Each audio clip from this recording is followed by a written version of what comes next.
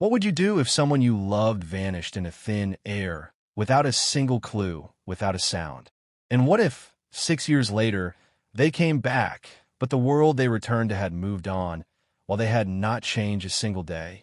This is not a work of fiction. This is the haunting, true story of a disappearance that defied all logic, a mystery that twisted through time, and a truth far stranger than anyone could have ever imagined. If you were drawn into this incredible mystery, make sure you subscribe to the channel. Hit that subscribe button and ring the bell so you don't miss our deep dives into the world's most unexplainable true stories. And I have to ask, where in the world are you watching from? Let me know right now in the comments. Just drop the name of your city. I read every single one. The old house on Elm Street always seemed to sleep with one eye open. For the Miller family, the night of October 31st, 1967, began like any other. There was a chill in the air, the kind that promised a hard frost by morning, and the last of the autumn leaves scraped across the pavement like skeletal fingers. Inside, the world was warm and safe. The smell of meatloaf and baked potatoes still hung in the air, a comfortable, ordinary smell. John and Michael Miller, identical twins aged 7, were put to bed in their shared room at precisely 8 o'clock by their mother, Eleanor. Their father, Arthur, had already fallen asleep in his armchair. The evening newspaper sprawled across his chest like a blanket. The room was a perfect snapshot of boyhood. 2 small beds separated by a nightstand, on which sat a single glass of water and a well-read copy of a Hardy Boys book. Model airplanes, painstakingly glued together by their father, dangled from the ceiling on nearly invisible threads, frozen in mid-dogfight. The only difference between the two sides of the room was the poster above Michael's bed, a faded map of the solar system, while John's side held a poster of a smiling, hopeful John F. Kennedy. That night, as she always did, Eleanor kissed both of their foreheads, smoothed their identical brown hair, and closed the door until it was open just a crack, letting a sliver of hall light cut across the faded rug. No hurt a thing. That was the detail the police would return to again and again in the following days. Arthur Miller snored softly in his chair. Eleanor slept deeply, exhausted from a day of cleaning and cooking. The family dog, a placid old Labrador named Sam, didn't bark. The house was a fortress of silence, its doors locked, its windows latched against the cold. There were no signs of forced entry, no scuff marks on the sill, no muddy footprints on the clean linoleum floor. It was as if the night itself had simply reached in and plucked one boy from his bed. The discovery came at 6:15 the next morning. Eleanor, her robe pulled tight against the dawn cold, went in to wake the boys for school. She saw the empty bed first. Michael's blankets were thrown back, his pillow slightly indented. For a moment, a fleeting, innocent moment, she thought he must be in the bathroom. But the bathroom was empty. The panic was a slow, cold creep, starting in her stomach and moving outwards until her fingers were numb. She shook John awake, her voice a tight wire. "John, where is your brother? Where is Michael?" John, bleary-eyed and confused, just rubbed his eyes and looked at the empty bed. "He's right there," he mumbled, still half in a dream. But he wasn't. The bed was empty. The room was still. The model planes hung motionless. Arthur was woken by the sound of his wife's voice, rising in pitch and terror. The house was searched, then the yard, then the neighbors were alerted. By 7:45, the first police car arrived, its red light painting silent, urgent circles on the quiet suburban street. The investigation that followed was massive and utterly futile. Every leaf, every trash can, every drainpipe for blocks was examined. Friends, relatives, and teachers were interviewed. The entire town of Oakwood, Ohio, population 5,212, turned out to search the surrounding woods and fields. They found nothing. No scrap of clothing, no unfamiliar tire track, no witness who saw anything out of the ordinary. It was as if Michael Miller had been erased from existence. The only piece of potential evidence was a single, ambiguous statement from John. During a gentle questioning session with a child psychologist days later, the boy, withdrawn and pale, mentioned a bad dream. He said he dreamed of a lady with a nice voice who came into their room. He said she smelled like rain and old flowers. The psychologists and police dismissed it as a coping mechanism, a child's mind trying to make sense of an unimaginable trauma.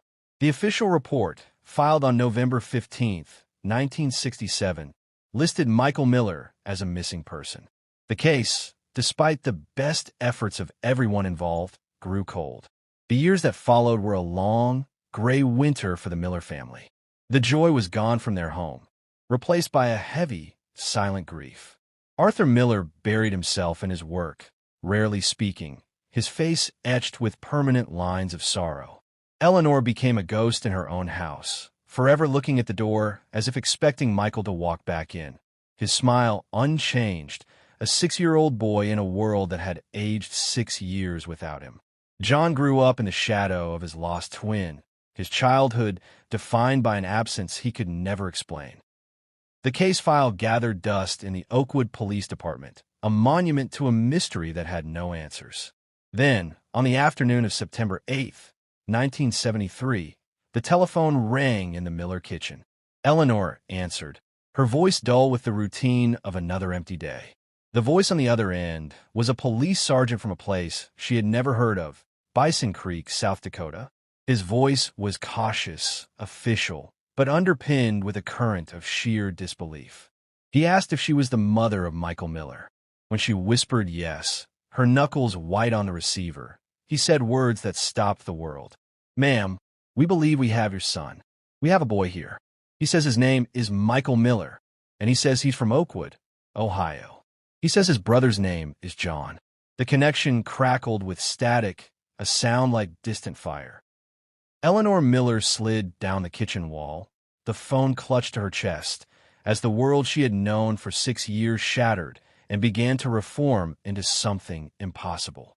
The drive from Oakwood, Ohio, to Bison Creek, South Dakota, was a journey through a nightmare and a dream fused together.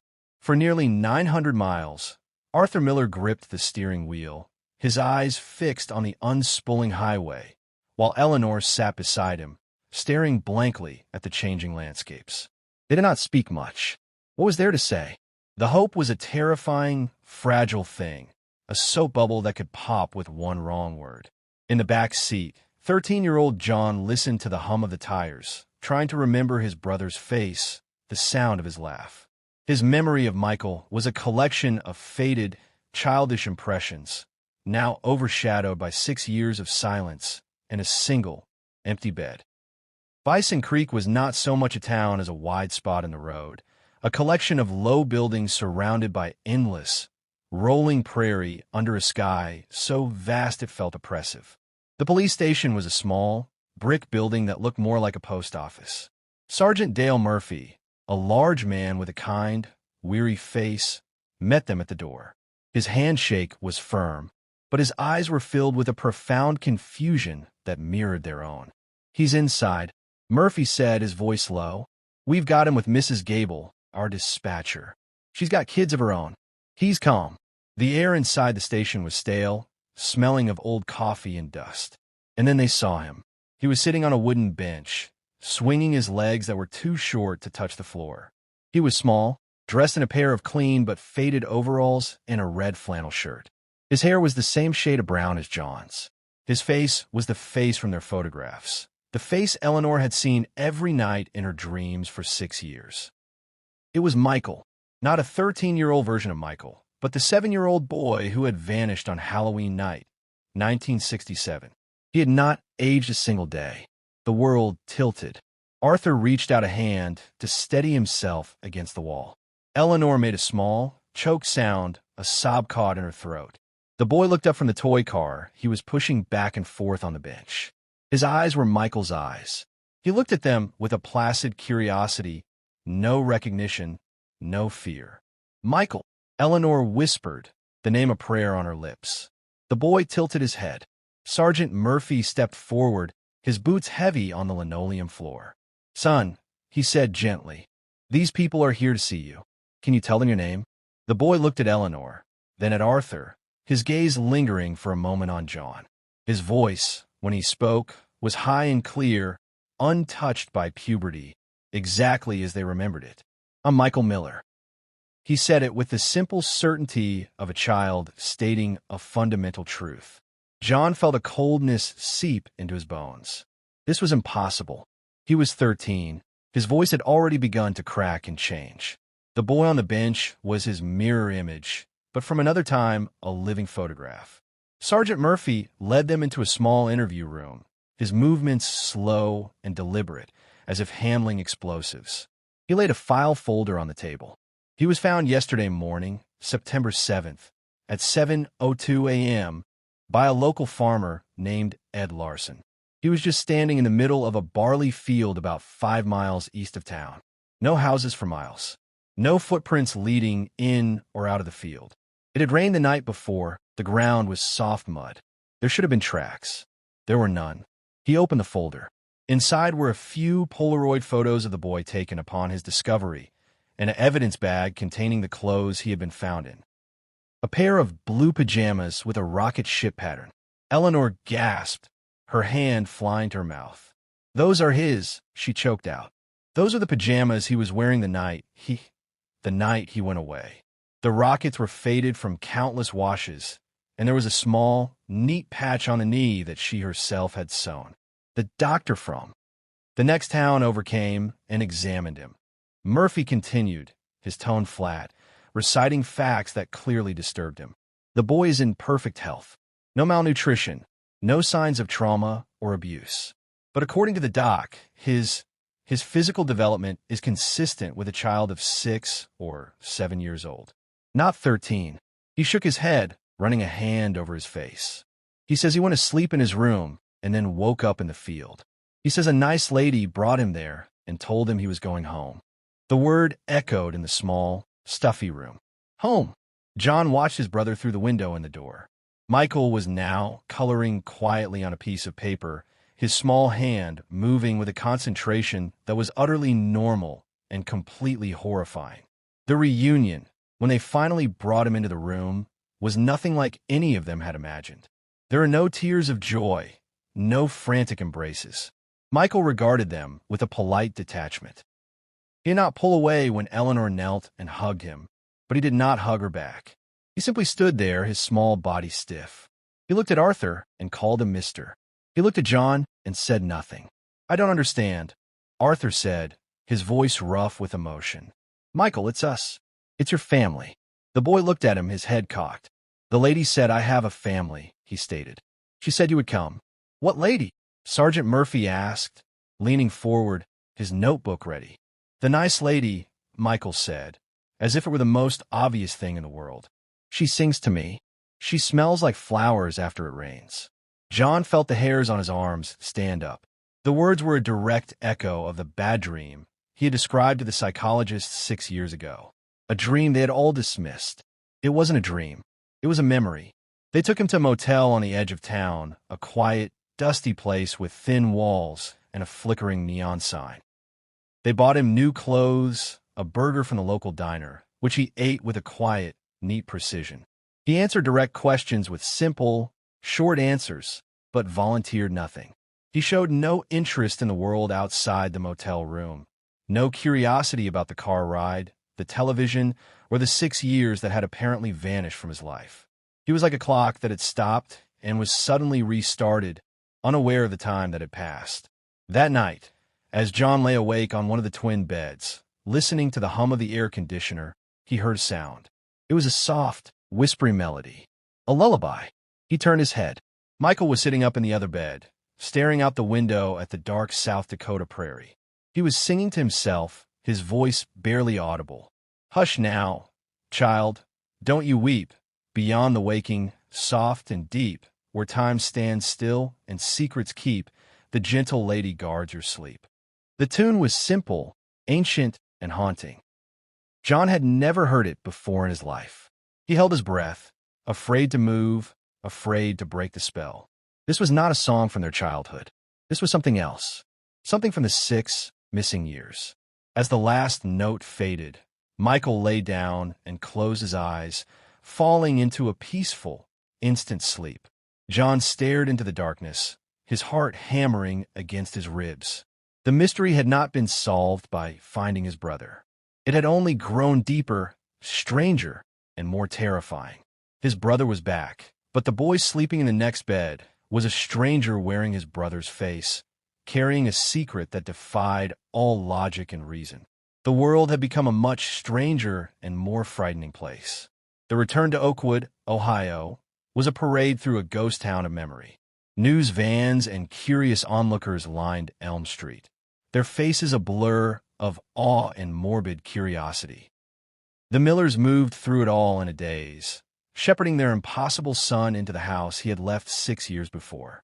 The homecoming was not joyous, but heavy with a silence so profound it felt like a physical presence. The house itself seemed to reject the boy. His old toys were still in a box in the closet, but they were relics from a past he appeared to have never left. He showed no interest in them. The model airplanes, now dusty and forgotten, did not draw his eye. He was a 7-year-old boy in a world that had moved on without him, and the disconnect was terrifying. The first order of business was a thorough medical examination, arranged by a baffled and intensely interested family doctor. The results, delivered in a hushed tone in the doctor's wood-paneled office on September 12, 1973, were a clinical confirmation of the impossible. Michael Miller was, by every measurable standard, a perfectly healthy 7-year-old boy. His bone age, his dental development, his height and weight, all were consistent with a child who had lived exactly 7 years and 10 months. There were no signs of the hormonal changes that would have begun in a 13-year-old. The doctor, a man of science his entire life, could only shake his head and admit he had no explanation. "It is as if," he said, choosing his words with extreme care, his biological clock simply stopped ticking for 6 years and then started again the moment he was found in that field. The Oakwood Police Department, led by a newly promoted detective Carl Hayes, reopened the cold case file with a fervor born of sheer professional disbelief. Hayes was a sharp, methodical man in his 40s who had been a young patrolman during the original investigation. He had sat with a weeping Eleanor Miller and had walked every inch of those woods. He remembered the empty feeling of the case going cold. Now, he was faced with a paradox that threatened his entire understanding of reality. He interviewed Michael for hours, using the gentlest techniques he knew. The boy's story never changed, never wavered, and never provided any useful detail. He said he went to sleep in his bed. He said he woke up in a nice place that was always soft and quiet. He said a lady was there. She was kind. She sang to him. She smelled like rain and old flowers. When asked what they did, he said, "We waited." Waited for what? To come home. And then he was in the field. That was all. There were no other children, no windows, no doors, no sense of time passing. His captivity, if it could be called that, was a featureless, peaceful blank. The only tangible lead was the lullaby. John, his nerves frayed from nights of listening to his brother's soft singing, finally recited the words to Detective Hayes. "Hush now, child, don't you weep, beyond the waking, soft and deep, where time stands still and secrets keep, the gentle lady guards your sleep." Hayes, a local boy who had grown up in Oakwood, frowned. "That's not a common lullaby. Not one my mother ever sang, anyway." He had the words run through the police database and checked with folklorists at the State University. It came back with no matches. It was unique. The break came from an unexpected source. An elderly evidence clerk, retiring and cleaning out old files from the late 1940s, found a carbon copy of a missing persons report that had been misfiled decades ago. It was for a little girl named Abigail Fields, who had vanished from her family's farm on the outskirts of Oakwood in the spring of 1948. The farm was less than a mile from the Miller house. The report was thin, the investigation seemingly cursory. The assumed scenario was that the 4-year-old girl had wandered off and fallen into one of the many old wells that dotted the rural landscape. Her body was never found. What made Detective Hayes sit bolt upright at his desk was a single, handwritten note from the original investigating deputy, now long dead. It was an interview with the girl's mother. The distraught woman had insisted that in the days before she vanished, Abigail had been talking about a new friend, a pretty lady who sang to her. She had even repeated a snippet of a song. The deputy, likely dismissing it as a child's fantasy, had scribbled it down. The line read, "Soft and deep, where secrets keep." Hayes felt a chill that had nothing to do with the autumn weather. He drove out to the old Fields property, now overgrown and owned by the bank. The farmhouse was a dilapidated ruin, but the land itself was mostly unchanged. He walked the fields, his eyes scanning the ground, his mind racing. The Miller boy mentioned a lady who smelled of rain and old flowers. The Fields girl from 1948 had spoken of a pretty lady who sang. The song fragments matched. Two children, separated by 20 years, connected by the same eerie, impossible story. He went back to the Miller house, his demeanor grave. He asked Eleanor and Arthur if they had ever heard of the Fields family or the disappearance in 1948. They had not. It was before their time, a forgotten local tragedy. But as Hayes explained the connection, the color drained from Eleanor's face. She went to a bookshelf and pulled down a heavy, old photo album, a collection of pictures from when they first bought the house. She flipped to a page showing the backyard, then a young, hopeful Arthur building a shed. In the background, almost out of frame, was the edge of their property line and the wild, unkempt field beyond. And there, nearly swallowed by weeds, was a simple, weathered stone marker. "That was there when we moved in," Eleanor said, her finger trembling as she pointed to it. "We asked the old-timers about it. They said it was nothing, just an old marker from a property line from a century ago. We never thought anything of it." Hayes squinted at the photograph. The marker was small, roughly hewn. It didn't look like a surveyor's stone. It looked more like a grave marker. He had a team go out to the location with shovels. They dug carefully around the stone, which was still there, hidden by years of ivy and neglect. They didn't find a body. They found something else. About 3 feet down, their shovel hit something hollow. Brushing away the dirt, they uncovered not a coffin, but a small, rusted metal box, the kind used for storing important papers. It was sealed shut with corrosion. Back at the lab, they carefully pried it open. Inside, protected from the elements, was a collection of items. A small, hand-stitched doll with faded yarn hair, a tiny, silver locket that opened to reveal a curl of blonde hair, and a single, yellowed piece of paper. On the paper, in the elegant, looping cursive of a bygone era, was a poem. It was the complete version of a lullaby, all 4 verses, and at the bottom, a signature and a date, Ilera, 1891. The investigation had just leaped back 82 years, and the name Ilera meant nothing to anyone. But the poem, now complete, was no longer just a lullaby. It was a map, a riddle, and a confession, all woven into one. The final verse, which Michael had never sung, read, "So lay your head and close your eyes. Beneath the watchful, starry skies, a mother's love never dies. In my quiet meadow, your spirit lies." The gentle lady was no longer just a figment of a child's imagination. She had a name. She had a history. And Detective Hayes now believed, with a cold certainty, that she was the key to everything. The mystery was no longer just about a missing boy. It was about something that had been happening in Oakwood for a very, very long time. The name Ilera was a ghost, a whisper from a past so distant it had crumbled into dust. Detective Hayes spent the next 48 hours in a frantic, sleepless blur, buried in the Oakwood Town archives, a dusty room in the basement of a library that smelled of decaying paper and forgotten history. The date on the poem, 1891, was his only anchor. He scoured census records, property deeds, and old local newspapers on brittle microfilm. The world on the screen was one of horse-drawn carriages and oil lamps, a world where tragedy was often met with silence. He found her on the evening of September 14th, 1973. It was a small, heartbreaking notice in the Oakwood Ledger, dated November 12, 1891. The print was faded, the language formal and stark. It reported the death of an infant daughter, Lillian, to Ilera and Thomas Bowen. The cause was listed simply as fever. A follow-up paragraph a week later noted that Ilera Bowen, stricken with a profound grief, had been admitted to the county sanatorium. There was no further mention of her.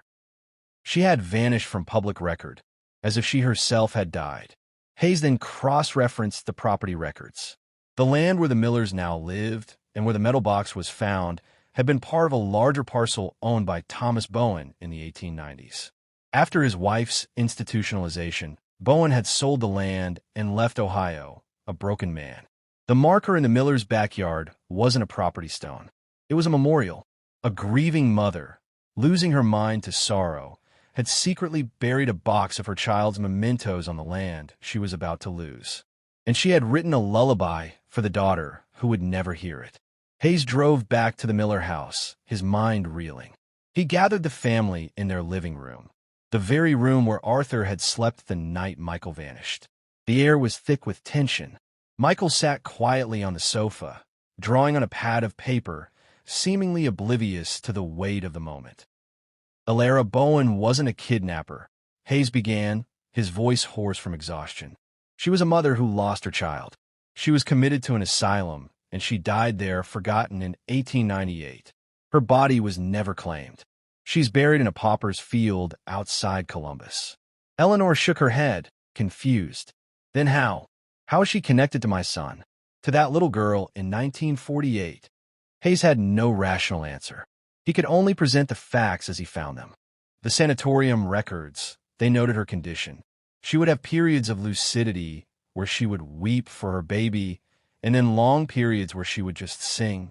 She would sing the same lullaby, over and over. The nurses noted it. They said she had a beautiful voice. He looked at Michael, who had stopped drawing and was now looking out the window at the gathering twilight. She never stopped singing it, Hayes whispered. The theory that formed was insane, a thing of superstition and nightmare. But it was the only thread that connected all the pieces. Alara Bowen's grief had been so powerful, so all-consuming, that it had somehow imprinted itself on the land she loved, on the place where she had buried her heart in a small metal box. She wasn't a ghost in the traditional sense. She was an echo, a recording of profound sorrow trapped in a loop, a mother's love twisted into a desperate, supernatural need to have a child. She wasn't stealing children to harm them. She was gathering them to her, to a timeless, peaceful place born from her own broken mind, to love them and sing them to sleep forever. She was waiting for her daughter to come home. The final piece fell into place from the most unexpected source. Michael looked away from the window and spoke, his voice clear and calm. She's sad. She's always so sad. She misses the little one, the one in the ground. John felt a jolt. The one in the ground? Michael, what are you talking about? Michael pointed towards the backyard, towards the marker. The little one. She's right there. She wants her mama. A profound silence filled the room. Hayes remembered the small locket in the box, with the curl of blonde hair. Alara's daughter, Lillian, had been buried elsewhere in a proper cemetery. Or had she? The death notice was vague. In their grief, had the Bowens buried their child on their own land in a private, secret ceremony? Was the marker not just for a box of mementos, but for an actual grave? The decision was made with a grim, desperate determination. They had to lay Alara Bowen to rest. They had to reunite her with her child. It was the only thing they hadn't tried. On the morning of October 31st, 1973, exactly 6 years to the day after Michael vanished, a small group gathered in the Millers' backyard. The family, Detective Hayes, and a sympathetic priest Hayes had convinced to come, a man who had read the file and, despite his skepticism, saw a family in need of peace. The air was cold, carrying the same damp chill as it had 6 years prior. Using the old photo as a guide, they dug deeper around the marker, going down 5 feet, then 6. The shovel finally hit something that was not dirt or rock, but wood, rotted, crumbling wood. With their hands, they carefully brushed away the soil, revealing the unmistakable outline of a tiny coffin.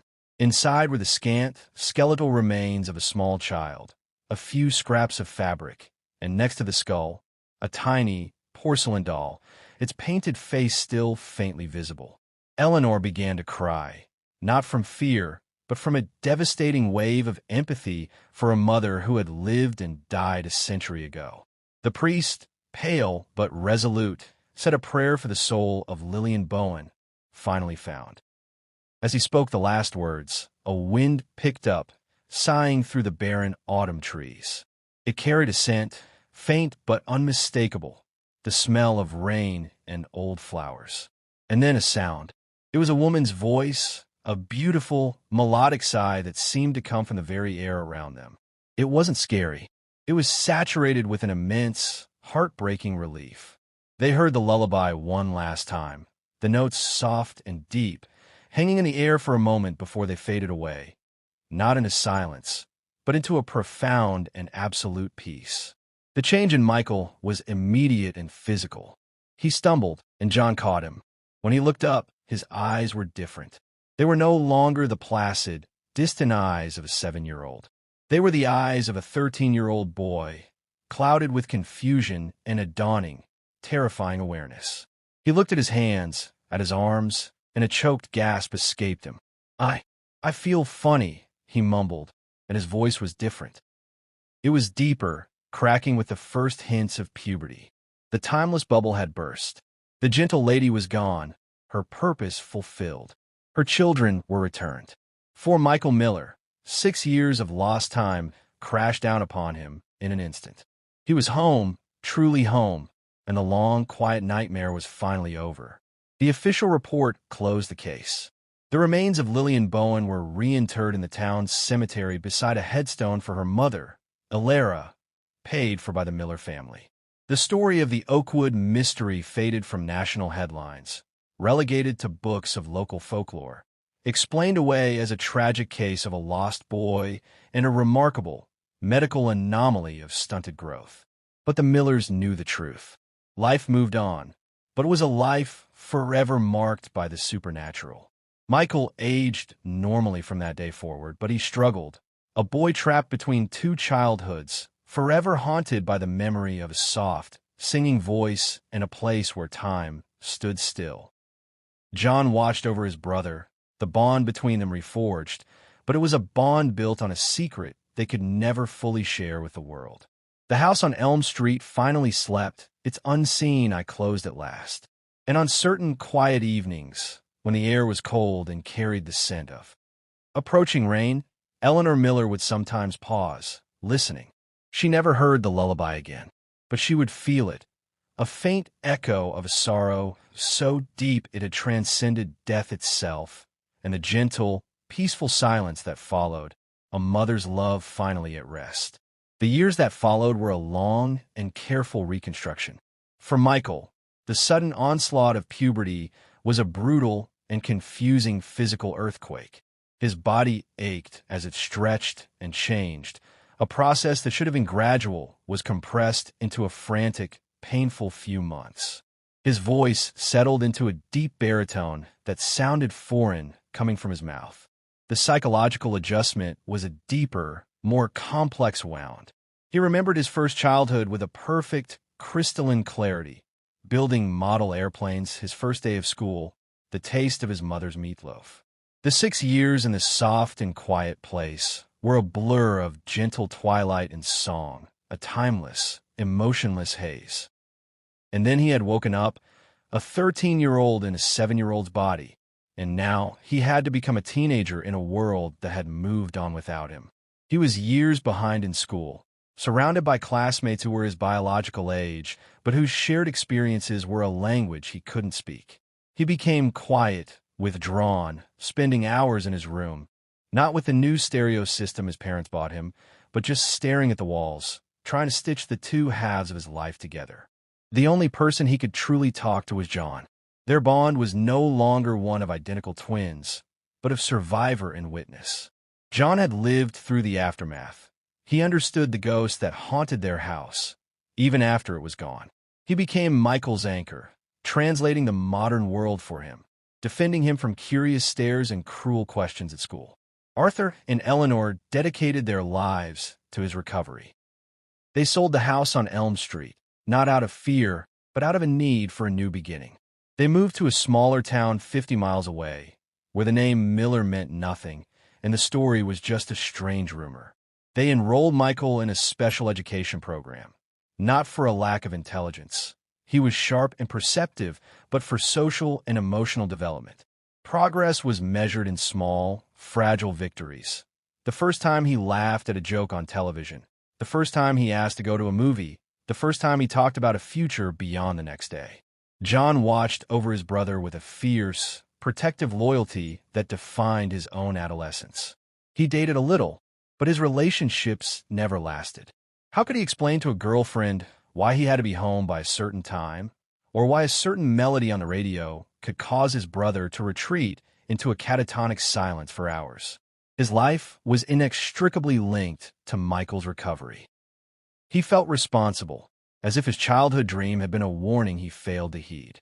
The true test came years later, when John was 20 and bringing home his first serious girlfriend, a kind, intelligent girl named Sarah. He had told her a simplified version of the story, that his brother had been very sick for a long time and was still recovering. She was understanding, but nothing could prepare her for the reality of Michael, who was now a tall, quiet 19-year-old who still sometimes had the hesitant, wondering manner of a much younger person. During dinner, a storm blew in outside. The first drops of rain hit the windows, and a low rumble of thunder echoed in the distance. Michael froze, his fork halfway to his mouth. His eyes went distant, and he began to hum, low and under his breath. It was the lullaby. John's heart sank. He hadn't heard it in years. Sarah, misreading the tension, smiled gently. "That's a pretty tune. What is it?" Michael's eyes focused on her, and for a terrifying moment, John thought he would answer. But instead, he just shook his head slightly, as if clearing a fog. "I don't know," he said, his voice steady. "An old song, I think." He took a bite of his food, and the moment passed. Later that night, John found him in his room, looking out at the rain-washed street. "It's just weather, Mike," John said, leaning against the doorframe. "It doesn't mean anything anymore." Michael didn't turn around. "I know," he said softly, "but sometimes the memory of the feeling is almost as strong as the feeling itself. I remember being safe. I remember being loved. And then I remember that it wasn't real, and that's the loneliest feeling in the world." It was the most lucid and heartbreaking thing he had ever said about his experience. John realized then that the mystery was solved for everyone else, but for Michael, a part of him would always be in that quiet meadow, listening to the song of a mother who wasn't his own. He wasn't just a victim of a kidnapping. He was a survivor of a love so powerful it defied death and time, and that was a ghost he would have to learn to live with for the rest of his life. The case was closed, but the healing, for all of them, would always be a work in progress.